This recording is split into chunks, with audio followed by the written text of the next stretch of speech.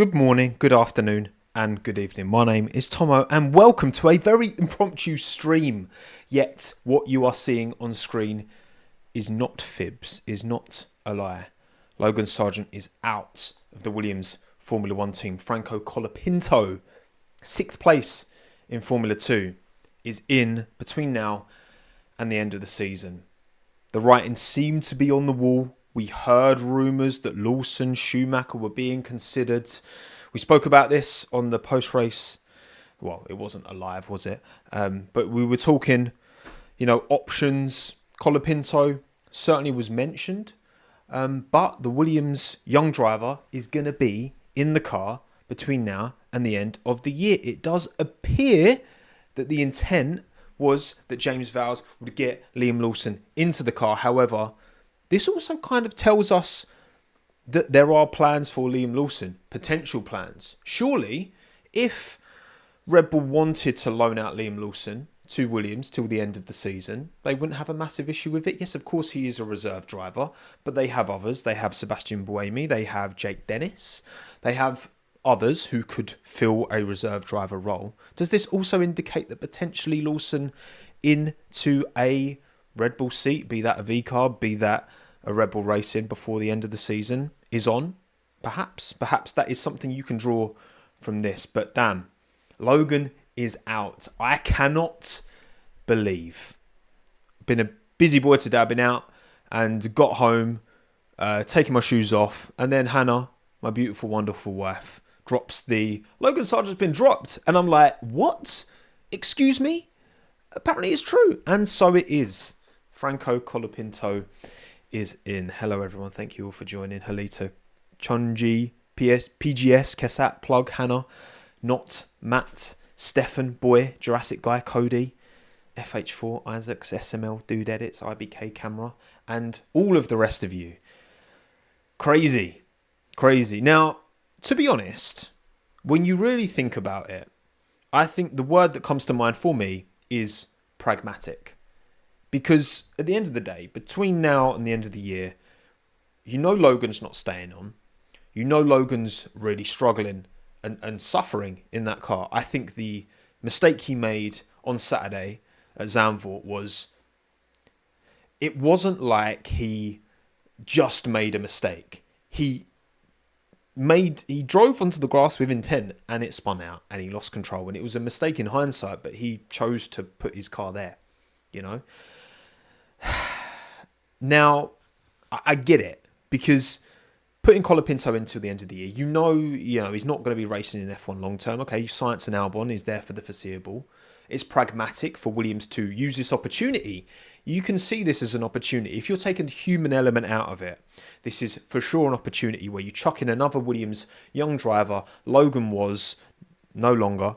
You put Colapinto in alongside Alex Albon, and you get some kind of measurement. Now, of course, you're only giving him, 9 races? But it's something, and it's something to somehow measure the next most exciting Williams Junior. Zach O'Sullivan, Franco Colapinto. Franco's done the better job this year. He's 6th in Formula 2. And it's pragmatic. It is absolutely pragmatic when you take the human element out. I do look at this, though, and the words that Vowles has used, I'm a big fan of Vowles. I think he's just what Williams needed. And I think this is a cutthroat decision. The way he was talking about Logan, we need to support him, we need to help him on to the next thing. It goes one of two ways, doesn't it? Is taking Logan out of that seat, out of that pressure, out of this spiralling that's seeming to happen right now, seeming to go on, and you can argue the same's happening with Checo in a Red Bull. The spiralling, taking him out of that situation, is that almost a service to Logan? Maybe. But does taking him out of the car before the end of the year actually hurt his ambitions going forward? Now, we don't know. Does he have an IndyCar seat secured for 2025 with Prema, perhaps? That is for sure the main suggestion that's coming out towards what Logan Sargeant's future is going to be in motorsport.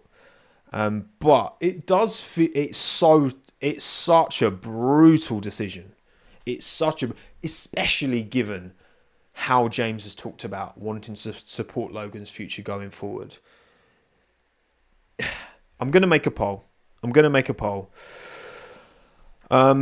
Is this decision the right one for Logan long term? Okay. The best one for Logan long term, actually, I'm going to word it. The best one for Logan long term. Is taking him out of that car a service to Logan going forward, or is this only going to make his ambitions to have a successful career outside of F1 more challenging for Logan personally? Because, look, I gave Logan a lot of benefit of the doubt, and for most of his time in F1, I was reluctant to jump on him too hard for his performances, because there were those moments. I think all the way back to Saudi Arabia 2022, 3, whatever, his first year in F1, and he outqualified Alex, and he only got that lap taken off of him because he went over that stupid white line, and it was he didn't gain anything from it, and it would have been 1-1 in qualifying versus Albon. Who knows, right? Who knows? But you think back to those moments, what could have been? What could have been? Because you look at Logan relative to Pourchaire and Piastri in Formula 3, right up there, fighting, scrapping, doing bits. Didn't have the funding to go straight into Formula 2, did another year in F3, eventually got into F2, gave a good account of himself, got that seat announced, had the pressure of having to deliver the super license points at the end, got it done. Moments, but never able to deliver. Unfortunately, the record speaks for itself. Logan would continuously choke when those opportunities presented themselves. And I do think that I get it. I fully get it. I fully understand it. Franco Colapinto, look, let's have a little look at his record, okay? Got the wiki up for his time. Obviously, 2023, 4th in F3. It's a pretty good account of himself there. 22 was 9th. And then did a couple of races at the end of 23, and then 6th so far with his sprint race win in Imola. 2 feature race podiums. Feature races, of course, are a lot more... It's much more difficult to come across that result because, of course, you qualify, reverse grid for sprint, blah, blah, blah, right? Red Bull Ring, Catalunya, feature race, P2s. It's been make your own assessment of how his season has been. I would say inconsistent, but the peaks have been there for Franco. The peaks have definitely been there in an MP Motorsport team who knows how to deliver a competitive Formula 2 car. So you got to say Franco's, he's had his moments. Of course, he jumped into the Williams, the British Grand Prix as well, to do a little bit of FP1-ing, but certainly throwing him in the deep end. And Ate Your Chips, thank you for the super chat. Doing better than Antonelli in F2 at the moment. Well, I think doing better is he's got more points than Antonelli in Formula 2. That's what I'll say. Look, there's so much nuance, and it feels like more than ever with Formula 2 at the moment. Some teams have really nailed these regulations. Some teams have absolutely bottled it. And you can argue that's always been the case. But it feels like with these new cars, there's a particular learning curve. I'm looking at you, Prema, to be honest. But, Latifi was never an option. By the way, Latifi's sacked off racing altogether. Isn't he London School of Economics or something? He's studying, I believe. Didn't he announce that in his thing? He's gonna chuck racing, long that off, job done. Look, I'm not surprised he was replaced. I'm not surprised am I surprised it's Colapinto? I do think I get it.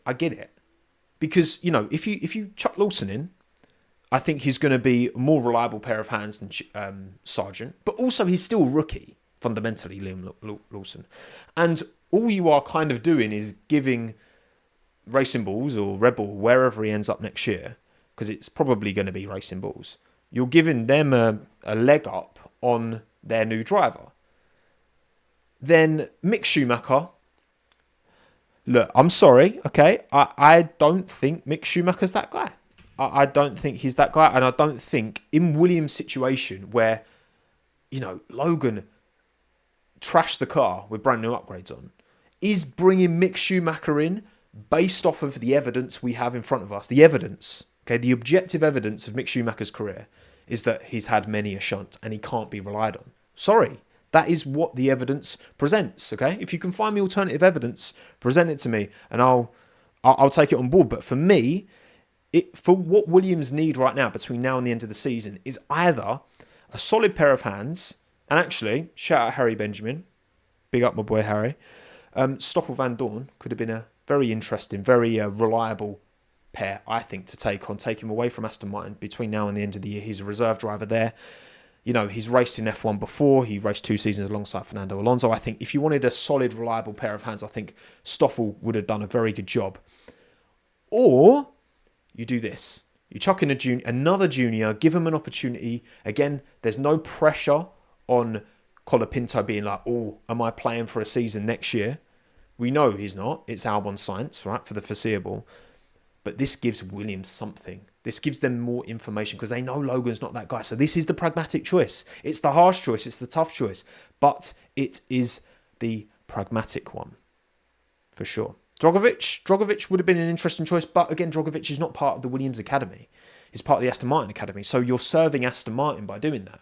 If Williams were like, right, we could see Drogovic, we think Drogovic is amazing, we want to sign him up, bring him from Aston Martin to Williams as part of our academy, and then put him in, fine.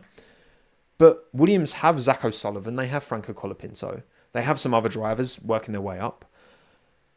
And so the pragmatic choice, if it's not going to be a solid, well-established pair of hands, I think the pragmatic choice is either O'Sullivan or Colapinto, and I think Colapinto's done more this season to merit the choice. But yeah, first, when was the last time we had an Argentinian in Formula 1? I've seen a few Argentinian flags in the live chat. Love to see it. When was the last time we had, obviously, the most famous of them all? If you go way back. But was it 2000? Reutemann? Carlos Reutemann is a long time ago, no? 2001, Mazzacane? Gaston Mazzacane? Honestly, never heard of Gaston Mazzacane. There you go. There you go. I mean, look. Fangio would be proud. But yeah, of course, Reutemann, Fangio, the two most famous Argentinian racing drivers in Formula 1 history. And maybe Colapinto. Look, Colapinto, 21 years old. Again, having a little butch at his Formula 2 season so far. It's been somewhat inconsistent, but he's done okay. He's P6 at the moment, okay? 96 points to the good. Got an Imola Sprint race win. Got 2 feature race P2s as well, which is extra impressive because feature wins are feature podiums are a lot harder to come by. So let's have a look at Williams' statement, okay? Williams Racing, breaking news, Franco Colapinto to race for the remainder of the 2024 Formula 1 season. Bosh. Let's have a look. So, gone blah, blah, blah. Right. So, obviously, Franco's got his little statement, which is, I mean, what an opportunity for him. What an opportunity for Franco Colapinto. Like, as tough as this is on Logan Sargeant, it does make it easier to accept that it's a young driver getting a shout. Because for Williams to, and I suggested Stoffel Van Dorn as a solid pair of hands. If they wanted that till between now and the end of the season, and maybe they could have gone with someone else as well. But the fact that they're replacing Sargeant with another Williams Jr., that's something, I guess. But yeah, I'm more interested in Val's statement here. So James Val says, to replace a driver mid-season is not a decision we have taken lightly, but we believe this gives Williams the best chance to compete for points over the remainder of the season. We have just bought a large upgrade to the car and need to maximise every point scoring opportunity in a remarkably tight midfield battle. And look, Williams do have a shot at, well, they need to consolidate P8 really, don't they? Because, Sauber are struggling, but it just takes one good result, one freak result from a Sauber or whoever, turn things around. I don't know if this is really the reason. I think that maximise every point scoring opportunity, to expect Franco to come in a Williams being where they are relative. Of course, yes, they have brought the upgrade, but being where they are relative and to expect him to score points, I think is tough. I think this is more a pragmatic decision to be able to analyse Franco Colapinto, see where he is. Because look, you're chucking another rookie in. The risk of crashes is up there, surely. But hopefully that's not the case. Liam Lawson came in as a rookie, didn't have one single, well, he had a little spin, didn't he, in Zandvoort? That was about it from Liam Lawson. But otherwise, he kept it clean. Dan Ticktum. Damn. Yeah, man, if Dan Ticktum had towed the party line a bit more at Williams, and who knows, maybe this opportunity would have been his. But some of you saying you're struggling with audio. It all seems to be okay on my end, but let me know. If most of you are struggling on audio, please let me know. Was it Qatari went off? Okay. I thought it was, he had a little half, I'm sure he had a half spin in Zandvoort. But maybe Qatar as well. Aitken's off doing WEC, I think, or like ELMS or American Le Mans. I can't actually remember. He's one of them. But yeah, so we have large upgrade in the car, blah, blah, blah. We also believe in investing in our young drivers in the Williams Racing Driver Academy, and Franco is getting a fantastic opportunity to demonstrate what he is capable of across the final 9 rounds of the season. This is undoubtedly incredibly tough on Logan, who has given it all throughout his time with Williams, and we want to thank him for all his hard work and positive attitude. Logan remains a talented driver, and we will support him to continue his racing career for the future. I know that Franco has great speed and huge potential, and we look forward to seeing what he can do in Formula One. Pragmatic, like I said. Pragmatic, brutal, absolutely brutal on Logan. Because, look, Williams do have a degree of culpability. Absolutely. And whenever we talk about Checo, I say this as well, okay? You can't look at the Red Bull situation with Checo or the Williams situation with Sargeant and not attribute some of the responsibility. Okay, because of course, I think most of it is on the drivers, but a good chunk of the responsibility on the teams as well. Williams weren't able to bring a second chassis, and when Alex crashed, they gave him Logan's. That can't have helped things. Okay, Williams could have done more in an ideal world, but Williams are in a difficult situation where they're investing all this money, they're trying to catch up, they're trying to get their facilities in order, their house in order. They're a long way behind a lot of the other teams. Those decisions have to be made, and ultimately, again, harsh, really harsh, but these are the kind of decisions that James Vowles was brought in to make. And if it results in Williams achieving something, because they've been nowhere for so long, achieving something at some point, from 26 onwards, it's these kind of pragmatic, brutal choices that sometimes do need to be made. And it's kind of ironic that the team that is so established at making these brutal choices, Red Bull Racing, be that getting rid of, even when you go back to getting rid of Al-Jaswari and Jean-Eric Verne back in the day, replacing those guys. And then, of course, Kvyat, which, of course, the Max Verstappen experiment very much worked. And whether it's Gasly or Albon, however you feel about them, but Williams have got to do what they've got to do, and given the fact that they've got science signed for 2025 onwards, they've got Albon secured. Colapinto's having an okay F2 season. As a rookie, it's pretty good. It's pragmatic, it's tough, but I kind of get it. Right, I'm gonna have a little interact with you lot in the chat. A few of you mentioned Jack Aitken. Jack Aitken's, as far as I'm aware, he's kind of long out of the F1 picture. He's doing Le Mans racing overseas. And again, this wasn't there could have been a choice to bring a Jack Aitken in, but even then, Jack's not a experienced Formula One driver.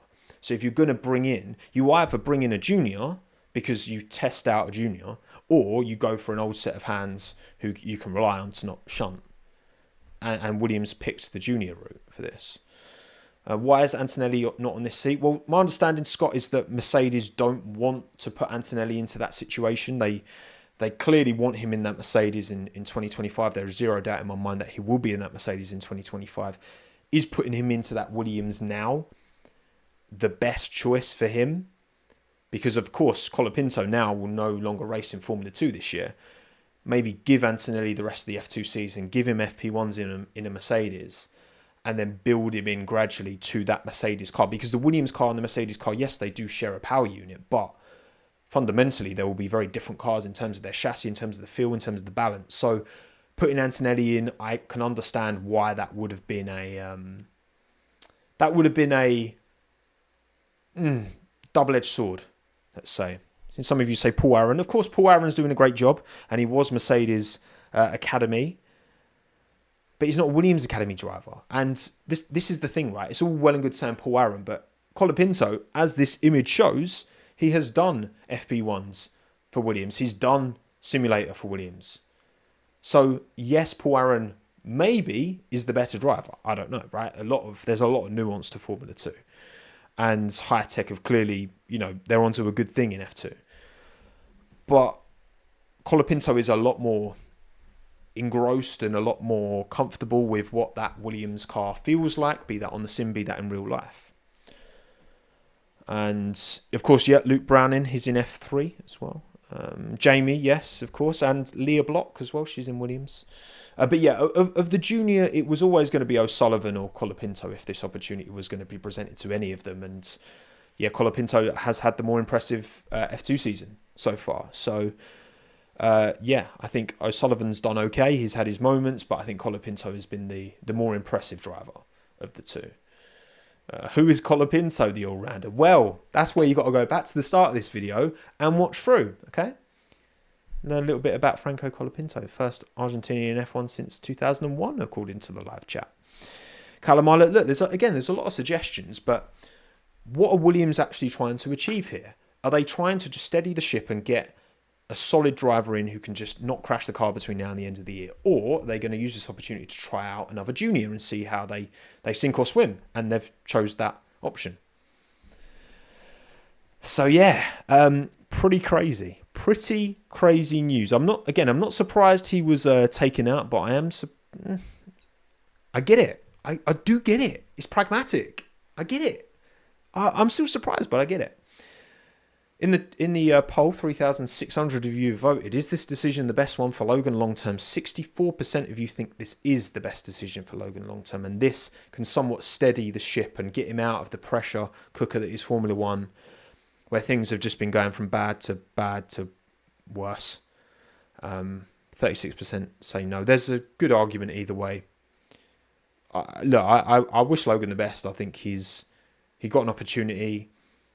There were moments. I do believe that the innate talent in Logan, it was there, but it was just never realised. And that could be for numerous reasons. I don't know the guy, right? You don't know the guy. We don't know the guy.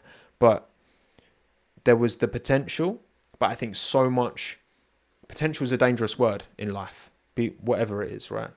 And I think that you look at how Oscar Piastri, for example, his mindset, his approach, how measured he is, how diligent he is, how calm he is. That combines with his innate ability behind the wheel to make the machine, the beast that Oscar is after, over a year and a half in Formula One. Yes, Lando dunked on him in Zandvoort. And Oscar, when your teammates win him by more than 20 seconds and you're not even on the podium, it's not a good look. But Lando is 6 seasons into Formula One at that same team. Oscar, it's just 1.5. Right, a few of you have been very generous on the live chat, so we'll quickly wrap through that and then we'll pin this one. But yeah, not often will I go live for news it's rare that I'll go live, but this is such big news. This is huge. This is huge, not just for Franco, but for Argentina as well. 23 years since there's been an Argentinian in Formula One. And a full-time Argentinian, again, it's the big names are Fangios and Reutemans were a long time ago. So this is huge news in Argentina. So I'm hoping that's getting some headline broadcast right now. Thank you, Eric, for the Canadian. Thank you, Brack. Do you think Vowles is being counterintuitive, considering he said that he doesn't care about 2024. I think, Brack, this is more a decision for the long term. You know, they'll chuck Colapinto in, they'll get data on Franco relative to both Logan and Alex. Then, long term, they can make a decision. Look, Carlos Sainz has made it very clear, and so has Williams, to be fair, that if 26 doesn't work out for Carlos, he's getting out of there. And to be fair, even Alex Albon, right?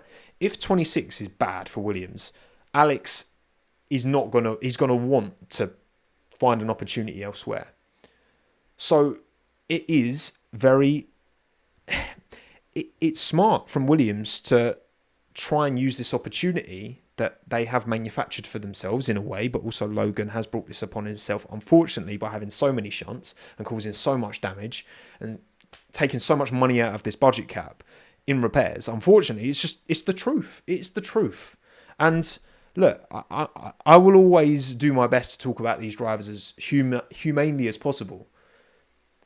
But in this instance, the evidence is there for all to see, and it's sad. It's a shame. I've backed Logan for a long time, but it is what it is. And I think this is a pragmatic choice that Williams are going to take to see, all right, could Colapinto be someone we take on long term if things don't work out with Sainz and or Albon? Thank you, Miss You Big Man, for the €5. This is 1,000% an investment in Franco being their sim driver. How many other sim drivers have current spec experience? This is a good point, and that will certainly help. That will certainly help towards his ability to feedback, especially with this new upgrade on the car as well. Can't imagine there's going to be... They're not a team to bring loads of upgrades, Williams. This is the first upgrade they've had all season. And again, Logan immediately binned it, which is tough. So it will certainly help his sim experience for sure. But again, it helps them evaluate whether he's an option if they need him. Because Sainz of course Sainz didn't want Williams. Of course he wanted Mercedes and Red Bull more. Of course Williams wasn't Carlos Sainz's first choice. And they know that. Of course they know that. So they know if they don't hold up their end of the bargain, he's gone. In which case, Franco Colapinto, yes please. Thank you, 80 Chips as well. Thank you, Scott Cargo Burr. Great insight. I wish I could deliver that level of insight, Scott. It's just some of you lot should be doing this job, really. Some of you should be here, all right, in my place, because unbelievable. I could cry. Thank you, Shabby. Who's going to finish P22 in a 20 driver championship? I'm going to have to do my graphics, and I'm going to have to add another new name. It was so annoying. This is a very much... I don't expect any sympathy. But I'm going to have to redo my graphics and add a 20-second driver, which is going to be a slight inconvenience on my day. But there you go. We cook. Thank you, MS. Logan was rushed to F1 because of the US market, and now here is Colapinto, who barely driven them in the majority of the rest of the circuits. They are doing the same. So you think they're rushing him in because there's a market opportunity? Of course, there may well be a market opportunity in Argentina. And again, I think it makes sense that there would be. I have no idea. I have no understanding of what brands are associated with Franco at all. I don't know. But this should be a huge deal in Argentina, again, especially considering the heritage names of Reutemann and Fangio that are associated with Formula One in Argentina. I'd love to hear, I'd love to know how this news has gone down at home. So, but do I think they're just rushing him in for the sake of that? No. I think they're looking, they're evaluating their options. They're almost like taking away Sargeant's F1 and just looking at him and Colapinto and O'Sullivan and any other options and Lawson or Schumacher or whoever. And they're just being like, right, what decision do we gain most from long term? And I think Colapinto is probably the one they gain most from long term because he's a sim driver. He's part of their academy. They're not just taking on Lawson to then give him back. You know, they're not going to score loads of points with this car at the end of the day. They just need to ideally keep it out the wall, which is going to be the biggest challenge for Franco. But also learn about him and compare his data to Alex and Logan. So I feel like it's more that. Maybe there is a marketing opportunity in Argentina that also sweetens the deal somewhat. Maybe. I don't know. I do not know. But there should be, because this should be a massive deal. There should be a massive deal in Buenos Aires or wherever Franco calls home. Thank you, Harry. Colapinto 26. If Science moves to a top seat later, exactly. This is part of laying the groundwork to see if that is the way forward. Thank you again, Scott. Mike is cutting out. Well, hopefully it's not anymore. Franco has juicy sponsors. PGS. Well, I'm sure he'll be getting a few more if he's in an F1 seat, right?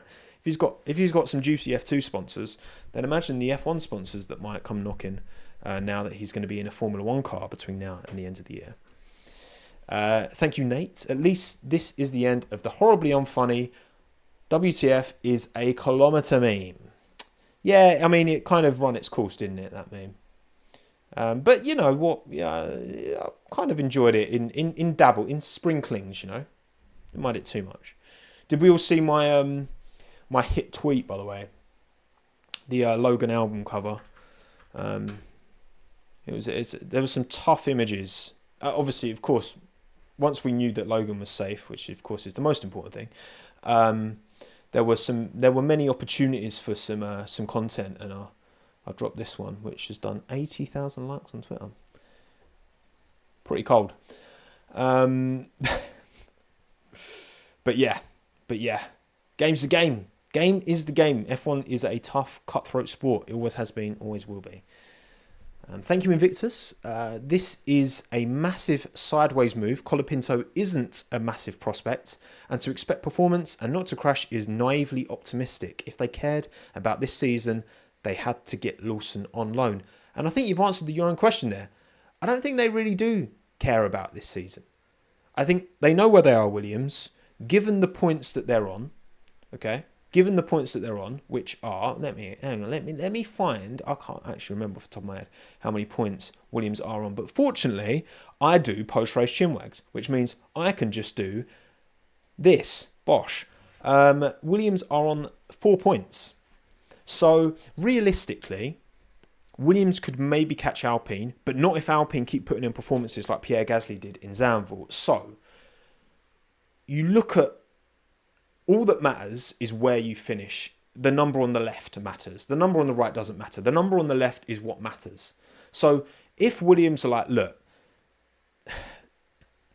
is Logan going to score points? Probably not. Okay? Is Alex going to score points? Maybe at a stretch.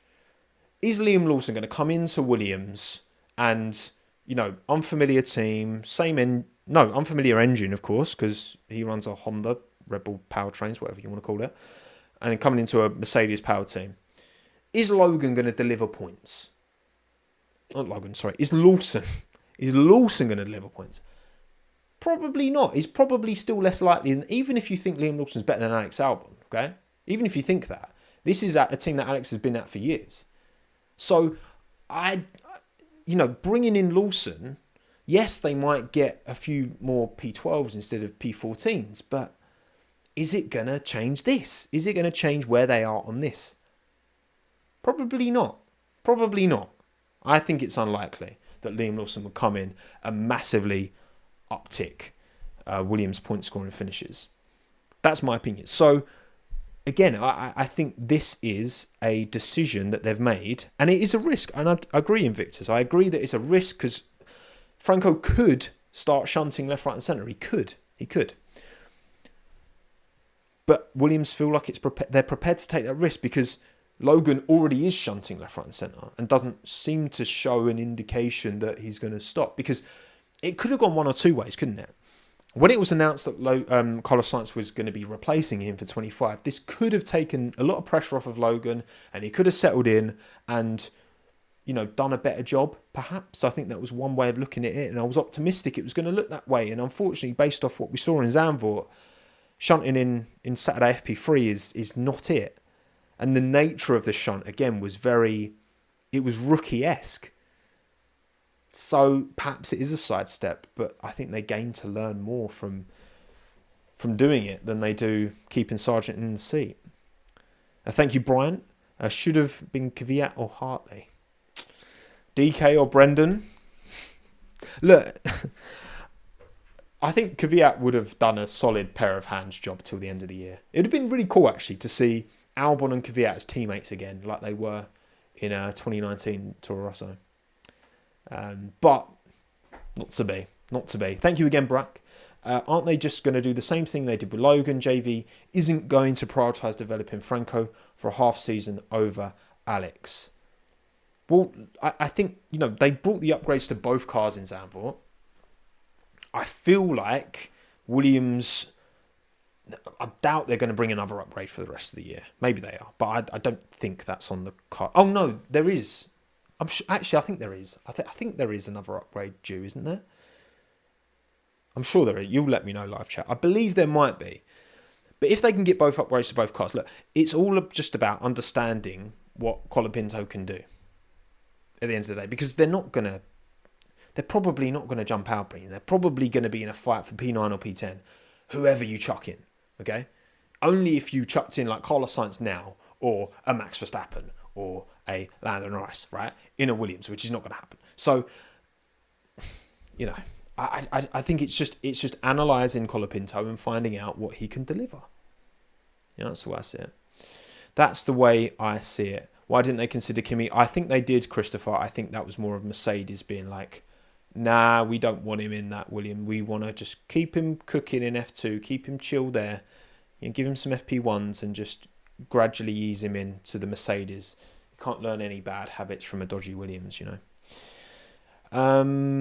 Thank you again, Brian. If Albon or Sainz struggle next year, could Williams get a reputation of chewing up drivers like racing Red Bulls, should I say? When you say RB, that's why it's so confusing, right? Chewing up drivers, I mean, they signed Latifi because they needed money. George was a great servant to Williams and went to Mercedes. Albon has been a great servant to Williams. Sargeant was a punt that I felt like probably was... I get why they took the punt on Logan. Yes, he didn't have the most amazing F2 season, but I think there was enough... Again, looking at Piastri relative to Piastri and Porsche in F3, there was enough to go on to be like, Logan could be great. And unfortunately, he wasn't. It's not worked out. And it's easy to say that in hindsight and be critical of Williams for even picking him in the first place. But I think given the options and the fact that he was a Williams Academy driver, I think that was a fair choice. I don't think, you could go back and try and change the past, but I think their decision wasn't a crazy one to make. So I don't think, if Albon or Sainz struggle, the car is the car. It's not great, is it? And they know it's not going to be great in 25. It's 2026 or bust for Sainz. So, and probably Alex as well, to be fair. Thank you, Andre. I honestly cannot effing believe an Argentine got into F1 before a Brazilian. Well, look, I've been banging the Gabriel Bortoleto drum. I think he's fantastic. I'm a big fan of Gabby. And, of course, Felipe wasn't able to make the transition to Formula One, and he's part of the Aston Martin Academy. Cal Colette, he's doing F3, I think, now. But, yeah, there'll be a Brazilian back in one. I think Bortoleto's the guy. I think Bortoleto will get into F1. But, yeah, Franco repping Argentina. Love to see it. Thank you, Brian. Chances of Audi taking a peek at Colapinto if he performs well would be a great young driver next to Nico. Well, we do know that Audi are looking at Bortoleto, aren't they? They are. Fernando Alonso has talked about it as well. He represents Bortoleto. So there is a chance we could have an Argentine this year and a Brazilian next year. Perhaps, maybe. But yeah, I think, look, Audi are going to be analysing their options. But again, if Colapinto does such a good job that Audi really want him, well, Williams have got him. Like, he's contracted to Williams. Now, of course, there's always buyout clauses and stuff, but I think Colapinto would have to do an incredible job, like beating Alex, basically, to get enough interest from Audi for them to sign him for next year. That would be a real... Because then Williams would want to keep him, Of course they would. Thank you, V, as well. Couldn't have Antonelli been an option? Again, I think that was more on Mercedes' side, saying no. Fran, what the real F is a mile. F1, here we go. Argentina flag times 4. Love to see it. And thank you, V, again as well. Most exciting transfer of final week of the transfer window. Absolutely. F1 coming through clutch once again. Look, I know we often discuss the British bias of Formula One on this channel, and I know the British and the Argentinians, we've had our disagreements in the past, but I'm very happy for Franco Colapinto. I think this was a very pragmatic decision by James Vowles, by Williams.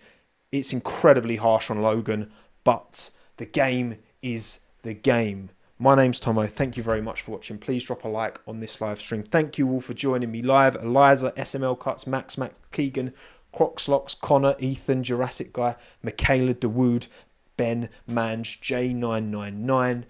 A pleasure as always. I'm still doing a video this week, although I'm probably going to be live streaming tomorrow for the pre-race for Monza. So I will see you then. My name is Tomo. Thanks again. Have a good one. Ta-da.